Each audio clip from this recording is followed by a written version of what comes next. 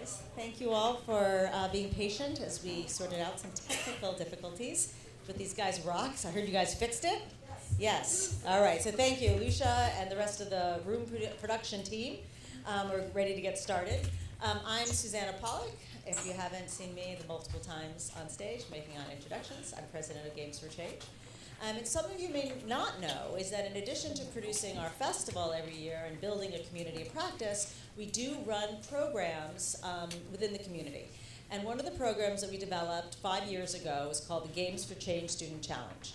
And it inspired, this session was inspired in part on the work that we're doing, but also to recognize the fact that there are other non-for-profit partners out there doing incredible programs for youth around game design and encouraging kids to learn skills, including STEM, but we wanted to take a look at what's beyond STEM, right? What are the other critical skills that kids have an opportunity to learn through the game design process? And that's becoming more and more important in workplace development for helping develop holistic approaches to college application process. So I'm very happy that I was able to pull together leaders of 4 non-for-profits that are doing incredible work in this space. And they're going to share some thoughts with you for you today about how they've approached social-emotional skills in game design programs. So this is not necessarily the order of the slides. So I think Harold's going to go first. The most unprepared, but that's okay. No, I don't think it is. Susanna. No, it is. It's gonna be Tom going first. But so we've got Phillip Courtney, who is the CEO of well, not only the SAA, but the Urban Arts Partnerships, which is an incredible organization based in New York, and I'll talk to you a little bit about his work. We have Harold Goldberg from the Video Games Critic Circle and does other programs too, which we'll talk about. Tom OConnell from Mouse, and Leah Haines from the 2-Bit Circus Foundation. I'm going to give them each a few minutes to talk about their program, to touch on SEL just a little bit. But once they go through what their programs are, then we're going to open up the conversation to talk about the SEL. So don't feel like you have to go into the SEL pieces right now. First, I just want to give everyone the context of how you are approaching this. For those of you who gave me slides, you all gave me slides, but multiple slides, they're all here, even though I did say one per company. I couldn't do any editing, but thank you. But if you have a lot of slides on the SEL piece, let's push that out to the end. So the first slide, I guess I will go over here, okay, is about, I just wanted to tell you a little bit about our program, which is, can we switch this to my presentation? Thank you. Which is the Games for Change Student Challenge. I mentioned we started it 5 years ago with the Department of Education. Initially was a kind of an invitation from the CS for All team. Michael Preston at the time was leading that, to create a competition in New York City that was looking at games as an art form. There was a filmmaking competition that exists in the city. There's an art making and a poetry writing competition, right? But what about having a game design competition? And as we approached designing that, we realized we couldn't assume that students had the resources to make games. We knew they had the interest, but they didn't necessarily have the skills to do it. So in order to create the competition, we decided we wanted to offer a curriculum for teachers to bring into the classrooms to actually get kids onboarded to making games, and have them think about not only the designing of the games, but because we are Games for Change, have them think about how these games can be used to improve their community. So we wanted them to look at this very popular medium that they enjoy tremendously, turn them into creators, how can they create the content, but then also looking at the responsibility and the opportunity that they have to actually better their communities through these video games. So it's through that model that we then ended up with a program with content that's being created for the competition, and then we can encourage and award excellence within the game space. And actually, almost all of the people on stage here have touched and have been involved in the competition in one form or another. The first person who will be speaking, I think, is you. Which is Tom, who's going to talk from Mouse. Now, when we embarked on trying to find a curriculum that sat well with what our goals were, we discovered that Mouse has not only a serious games design curriculum, which we adopted for our program, but a host of other amazing interactive curriculum available for students through their platform. So Tom, why don't you talk a little bit about Mouse and what you do? Perfect. Perfect. Or I can just yell. That works. I'll also stand. Amazing. I'm Tom O'Connell. I'm the Chief Partnerships Officer at Mouse. And thank you so much for having us here, Susanna, and welcome to the rest of the panel. Really excited. We at Mouse do a lot of different things. So this is the cadre of them. We split ourselves into the For Educators column, right? And we design curriculum, including our Serious Games course that's on our own learning platform called Mouse Create. Mouse Create is generally catered to grades 6 through 12. We really look at how to develop social emotional learning skills and build those inquiry-based curricula for teachers, while also introducing students to really fun STEM and computer science activities. So it also connects students to badges that they can earn and put on their social media profiles and even their common applications as they apply to colleges. One of those badges on our Design with Purpose course is endorsed by Parsons. So thank you, Parsons, for we actually worked with them to connect it to their freshman year intro for their design and technology sequence in their undergraduate program. So really exciting things that get kids that sense of belonging, which is one of the social emotional learning toolkit words or terms that we use, to apply to college and to feel like they're part of the STEM and computer science ecosystem. We also do a ton of educator training, so we do the professional development with Games for Change on the Serious Games course to make sure that teachers feel well supported to be able to go back into their classrooms. Just in case you're not in the education space, teachers do not normally have computer science degrees. Not normally. I love the ones who do, but they are desperate for opportunities to engage kids and to give them that opportunity to feel like they can say, I want to study computer science, or maybe I want to take a computer science course and become something else. That's cool too. So we've worked really closely with programs like the CS for All initiative here in New York City from its very beginning. It is, just in case you're not aware, the largest district in the country and the largest CS for All initiative in the country. So we've been really proud of the work that we've done here, and the Serious Games competition has been a major partner with the New York City DOE as well. With the New York City DOE and with districts across the country, we also run different computer science professional development, everything from Google CS First up to AP Computer Science Principles. But they're all around that core belief that we have in equity and participation for all in computer science education. And really, in terms of courses that we've developed, no course has had better traction and seen better student engagement than our Serious Games course, which Susanna and her team at Games for Change have really taken and blown up across the country in Detroit, Atlanta, LA, and New York in particular for the competition, with great partners like 2-Bit Circus in LA. Real quick, we also run some youth programming as well. Our Design League and Mouse Create is also great for youth to really explore. Once they've taken the Serious Games course, they have a ton of other courses to choose from that their teachers can engage them with. They can really hop around and explore their own interests. We believe in that sense of student engagement through their own individuality and independence. So that, we feel like, helps to spark that social emotional learning in students.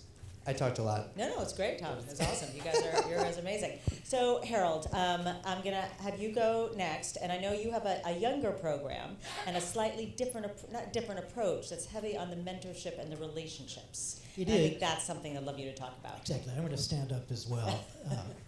So I sit too much as a journalist anyway. So the New York Video Game Critic Circle is kind of an awesome program. We started out with the goal of being very multicultural, but we were advocating for ourselves. So we did not want bros in it. We didn't. That was the first idea I had. No bros, multicultural, multisexual, program.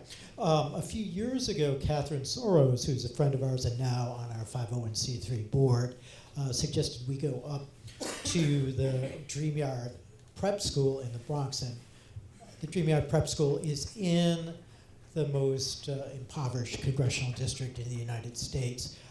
We saw a need there, and with the educators, we began a curriculum that now involves teaching the basics of games journalism, and that essentially is an internship program where it's a contest, and at the end of the contest, they become our next intern, and they interview the top game people, they write reviews, and they're really generally very awesome.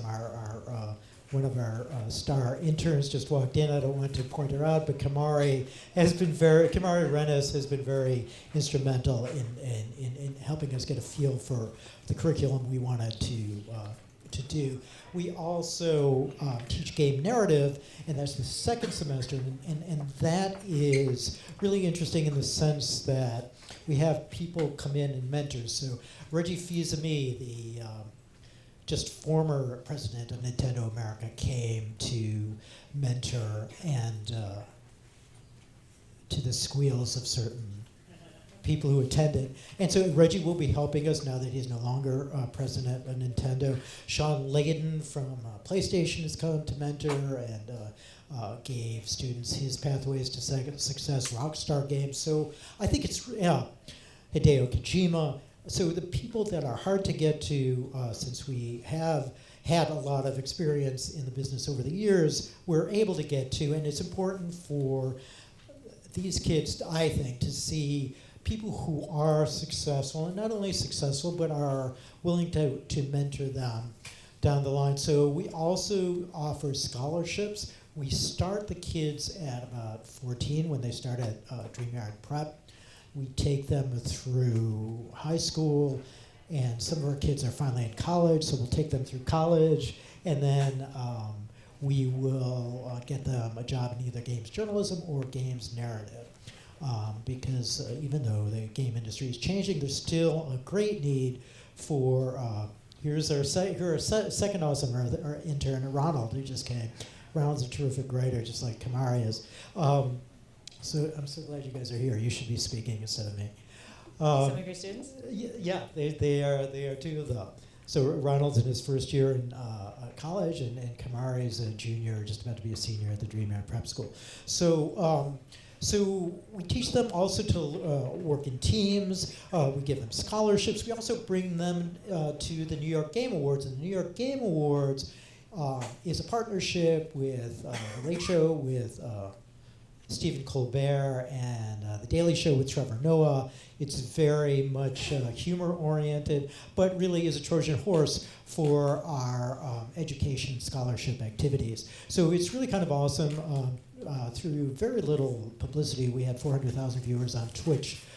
So this year I think we'll have maybe double that. So it just kind of keeps growing, but in a grassroots kind of way, which is, I'd like to consider ourselves still indie, but we're kind of growing in a fast way. So we're also in as far as growing, I'll just mention one more thing, Susanna. The state attorney general started a program which I think it's called the Youth Opportunity Hub, and we're partnering hopefully in the fall with the Henry Street Settlement on the Lower East Side. And Henry Street is awesome. It's been around for 100 years. And in addition, I think the first NAACP conference was held there. So they know of what they speak, and we'll be teaching kids who may be on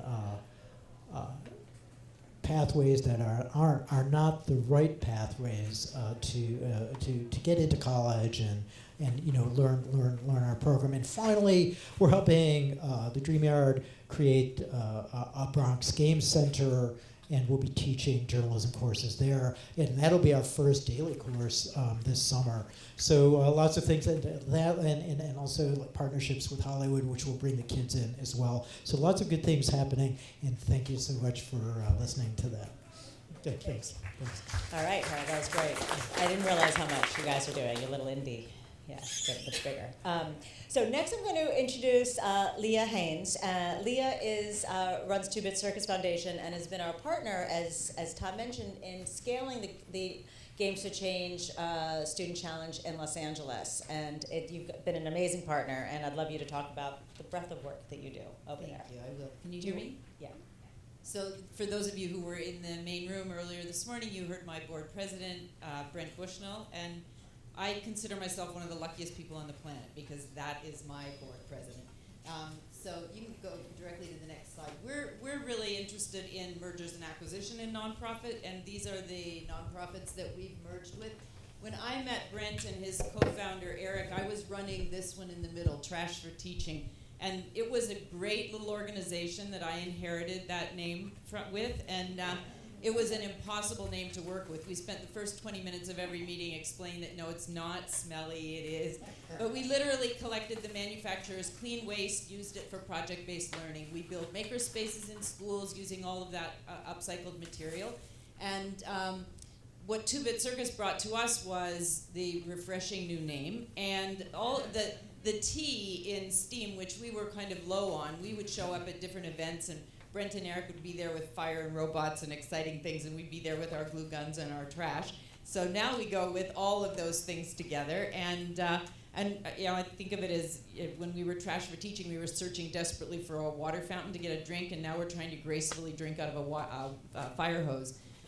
Imagination.org was born out of Kane's Arcade video. Anybody seen Kane? Yeah, so the Kane's Arcade video went viral. This 9-year-old boy who made an amazing cardboard arcade out of nothing but cardboard and markers and tape and his dad's junkyard. And the nonprofit grew out of that, and we have chapters around the world, 150 chapters in 80-some countries. And they were in need of a new executive director and some assistance with cash, and we were very mission aligned. They're mostly out of school. We work in school, out of school, all of that sort of stuff. LA Makerspace, contrary to their name, never had a makerspace. So when they joined us, they suddenly had a makerspace. And the STEAM carnivals were how we met 2-Bit Circus. Brent and Eric did a STEAM carnival in San Pedro and another one in San Francisco that were just amazing. And I watched at the kids' faces as they arrived and saw what went on. My granddaughter, who was 6 at the time, came, and it was life-changing for her. And I went to them at the end of that STEAM carnival and asked Brent to join our board, and he did, and within months he was our board president because everybody saw the same thing when he came along. And then when 2-Bit was thinking about starting their own nonprofit, that was when I went and begged him, please don't start your own. We have a great reputation. We're in half the schools in Los Angeles and all of the local districts, and we have a bad name. So it solved everybody's problems at the same time. Yeah, and this is just like, I won't go through this, but you can see this is our impact and what the number of kids we work with. My dream about the social emotional part of this is that at some point we won't have kids in rooms based on their age, but we'll have kids in rooms based on their interest and their competency, and that rather than having a math class that takes you from 1st grade through 8th grade, you would have a game that you would play, and when we know that by the time you get to the top level of that game, you are algebra ready. You don't need to do standardized tests because it's been part of the process all the way through.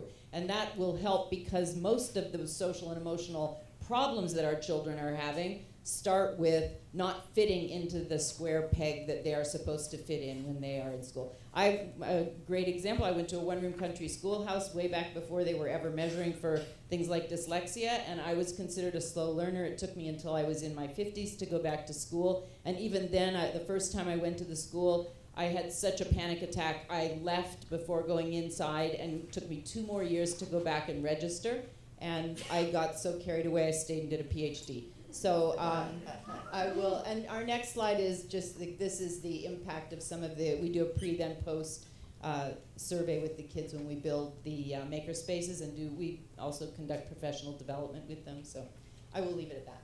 Great, thank you, Leah. So Leah and I know, we can laugh. It's awesome, it's awesome.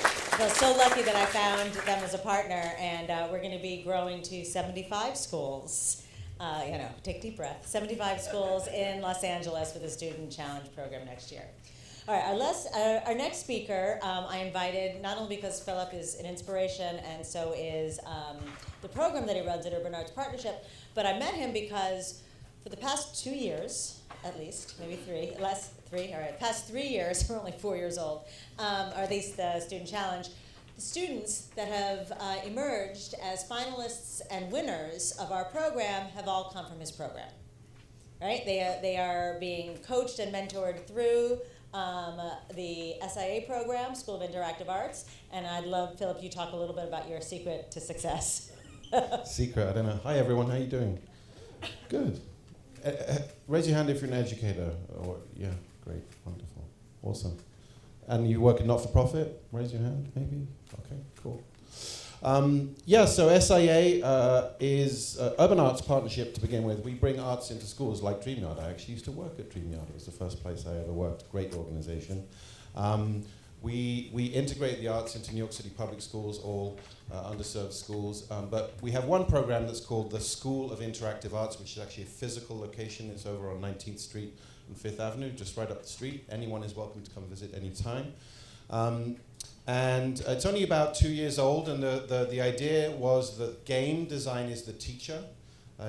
Every student in the program that comes into it learns game design. They learn C# through the Unity engine, but they also minor in another art form, or perhaps 2 art forms, like music production, animation, storytelling, because a game is everything, right? It is all the arts. And we see games as an art form, and that is what we're trying to sort of promote in the world, that game design is an art form. I'm sure you all agree with that too. So, so far, again, just a couple of years old, we've served about 1,200 students.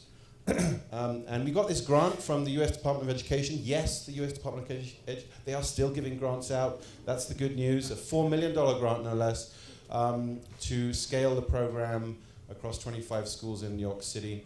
And that's very exciting. As Susanna said, we've won. We're very grateful for the awards because it fits with our methodology, right? We're using games as a way to change the world and change the paradigm. And so what you do is exactly what we want to be helping our young people aspire to. Some of our outcomes, 100% high school graduation, college, again, 100%. 1.5 million actually to date in college scholarships. So our program, we partnered with NYU and went to them and said, we're creating a program from 9th through 12th grade. Students are in the program roughly 300 hours a year. So by the time you graduate, you're getting 1,200 hours of solid instruction, including SAT prep and college advising. So we're really setting that up. But we asked NYU to come in and look at the curriculum, so it's not magic, right? You ask the secret sauce. Look at the curriculum from 9th through 12th grade and help us, or at least sort of put your seal of approval on it. So by the time the students are applying to you, they are exactly what you're looking for. And that is the secret to that success. All right, thank you. Thank you. He's incredible. Round of applause for that.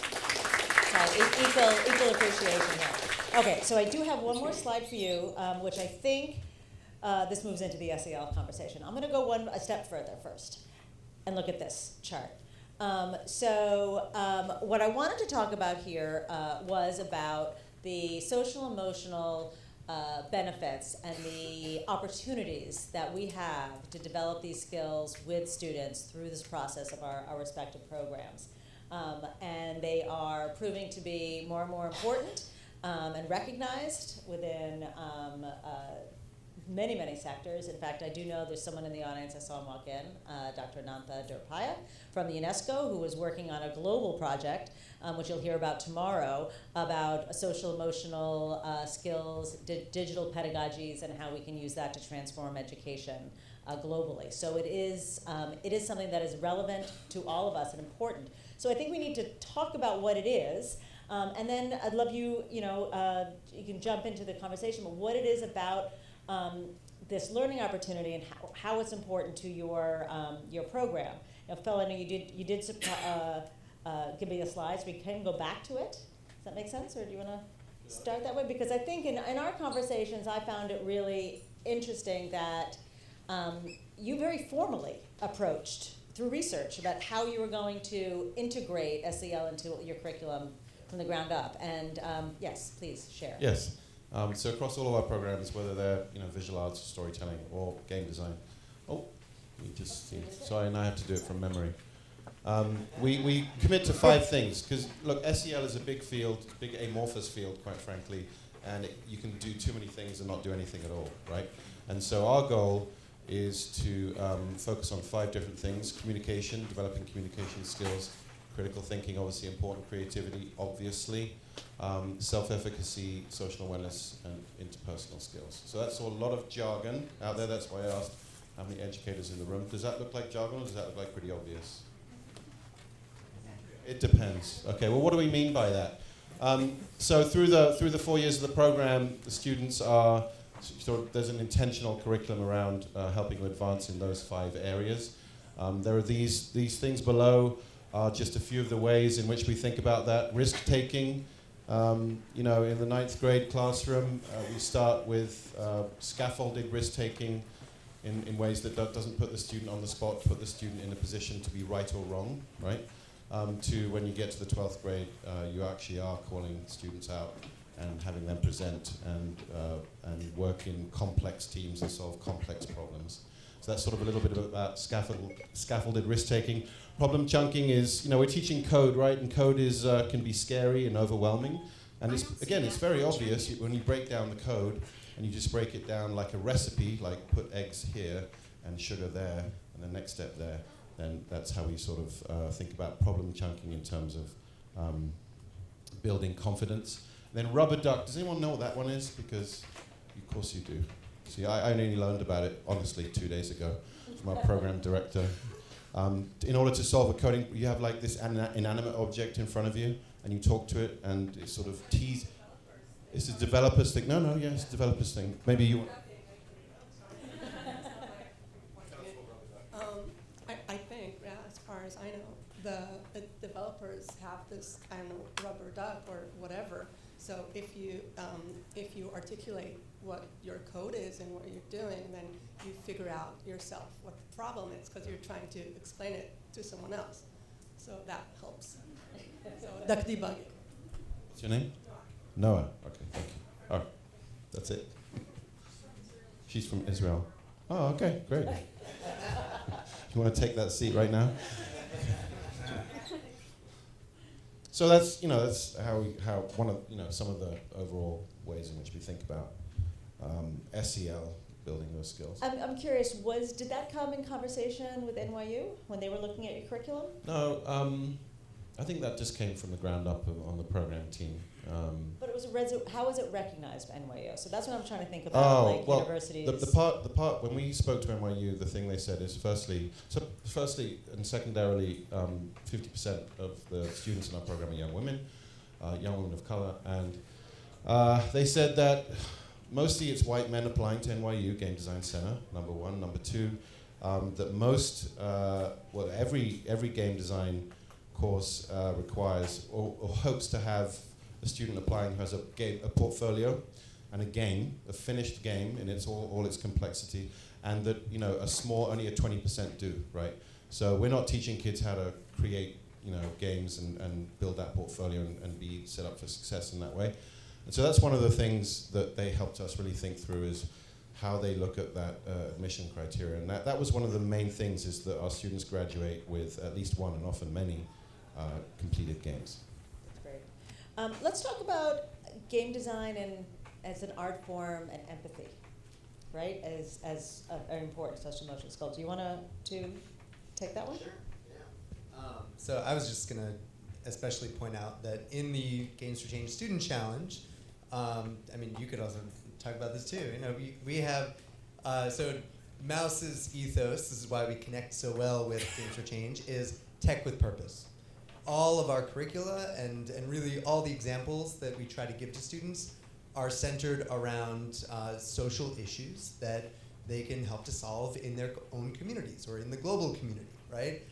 So specifically in the Games for Change Student Challenge, Susanna gathers an excellent group of nonprofit and global social issue leaders from around the world to sponsor these different issues that students build games about. And this is actually something that has proven to help students actually connect more with technology and with computer science and STEM and feel like there's more belonging in that relationship to the curriculum because it's something that they can relate to and something that they care about. And it's also been shown to increase interest among women in computer science when they can build something about a social issue instead of just, oh, I'm going to build this messaging system to find my next dog. I don't know. What are people building these days? So there's, people are really attracted to that, and it's because of empathy. Empathy is a huge driver in what people care about. So do you want to talk a little bit about your partners real quick? Sure, thank Yeah. you. Hey. Thank you for that intro there, Tom. In Sorry. game as well, though, the first 5 seconds, we ask our students, first 5 seconds, what do you want your player to feel? Next 10 seconds, what do you want them to feel? Next 15. There you go. It's right there. It's just built in. It's a relationship that you want to have with the player, right? And I think that certainly is something that we talk about when we talk about designing any kind of social impact game is, have that outcome goal. What do you want your player to feel, to do, to act, to understand, to learn, right? But back to what Tom was saying, so we did layer in this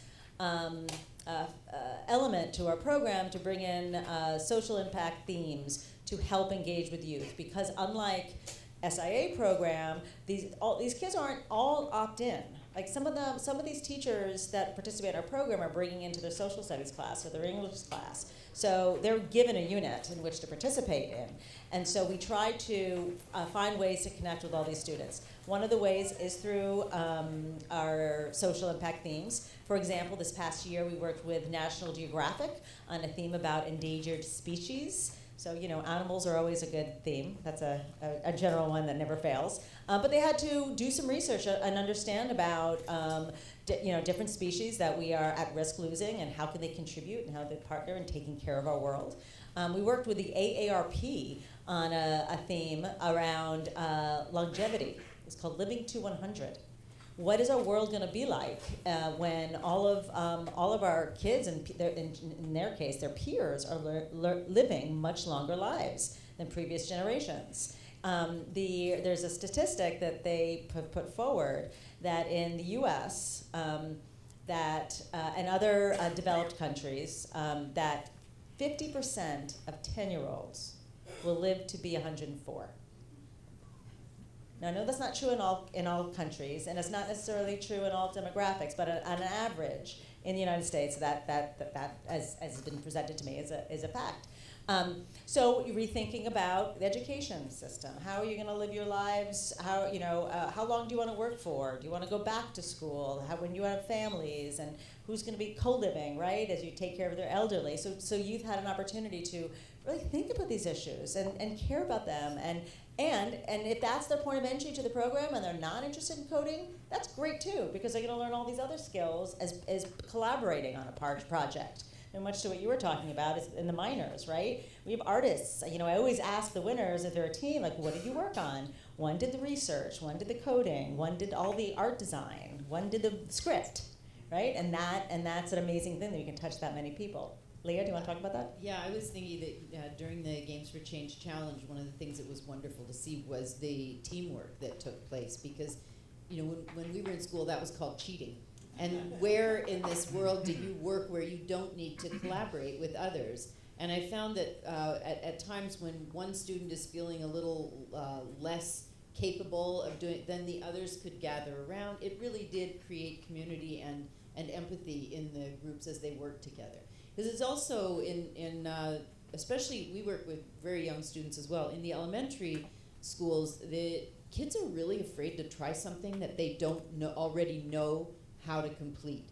And so helping them feel comfortable with failures, that every researcher knows that you will fail far more often than you succeed, but every failure informs the future success. I think Edison said he hadn't failed, he just found 10,000 ways that it didn't work. And we somehow have raised a generation of young people who are really fearful of that. So I think game design can help with that as well. Harold. So I think that we're still small enough to go beyond empathy. I don't know if I would call it hyper empathy, but I generally like to just call it soul, and it means that we're very close to all the interns. We want to know who they are beyond the stuff they make for us, whether it's a piece about bullying in Little Big Planet 2, or a piece about being impoverished in the Bronx. We want to know who they are, and we have the chance to know who they are over the course of years, and so it's kind of micro mentoring aspect to it. And even with the educators that we bring on, we want to make sure that they're completely pro-student. And I think, when we talk to Rudy Blanco at the Dream Yard, he has an empathy that goes beyond as well. So, whether Kamari is writing a review or Ronald's writing an interview, I think we always talk about how they are, how they're feeling. I talked with one intern today, and he said, "Well, I'm going to this job fair or something like that." And I said, "Well, are you getting enough from it?" And I said, "Because we will get you a job once you're done with college." So that, I think, is our goal, and I think that our relationship with the very top levels of game development will help us there. We still need money, of course, but we will always think about soul as our primary objective, and like as I said, kind of a hyper empathy, and that's the kind of educators and the kind of schools we'll bring into this program. I think what you said about relationships is really critical, and it's a challenge when you're trying to scale a program, right? We've taken the approach that we want to reach as many kids as possible, and train as many teachers, right? And the way to reach those teachers to kids is through professional development. So the teachers are the conduit. So in that case, it's difficult for us to have the one-on-one relationship. I mean, you've done it through, the teaching artists that come into the schools, and the relationship that you have ongoing with your programs. But the relationships between the teachers and the students, which we've seen, is that often they're co-learning together. And again, because our teachers the educators who are bringing the program into the classroom aren't the computer science teachers. And they may be, and that's excellent if they are, but they may not be. And so there's a relationship with the students and the teachers that are really, really terrific. And the relationships between the students who are working on these projects. Let me do one more thing, I'll give it to you. I always like to trip the students up with these questions. We do a little Q&A when they get the awards, and if I have a group of 2 or 3 or 4, I ask if they're friends before they made this game. And sometimes they say no, and they've created these bonds, right, through this experience, because they've had this experience together. And of course, they're talking to me at the awards, so they also have this feeling of confidence that their game was selected and they're being recognized, and it's really, really means a lot to these students. And then I ask those who were friends before if they're still friends, right? Can they work together? Can they figure out how to make something, right? And figure out those interpersonal relationships and those skills through this process. So anyway, Tom. I just want to mention for the educators especially, like there's a whole nother layer for folks here who do professional development of support and empathy that we have to give to teachers who are also feeling uncomfortable and who are also feeling really stressed out with all the mandatory things that are flying at them, and like now you need to teach with skills to teach English language learners, and now you need to teach computer science, and you don't know any computer science, and it's scary for them, and they're waiting for like their principal to come in and observe them, but this is a new mandatory requirement for them. So the same layer goes to the educators. Like we try to give them as much as support and credibility as possible so that they can pass on some level of comfort to their students as well. There was something that I remember one of the PDs that you did or one of your colleagues did, and it had to do with when kids ask the teacher a question, how to do this, and the teacher doesn't know, right? Yeah, that happens all the time. And it happens also in the professional world. And we expect it in the professional technology world, right? Where you don't have a problem, you don't know the answer to a problem, so you solve it together. And that's the kind of methodology that a teacher doesn't use in a social studies class when they're like, oh, I know the year that the Revolutionary War started because this is what I studied and this is what I teach.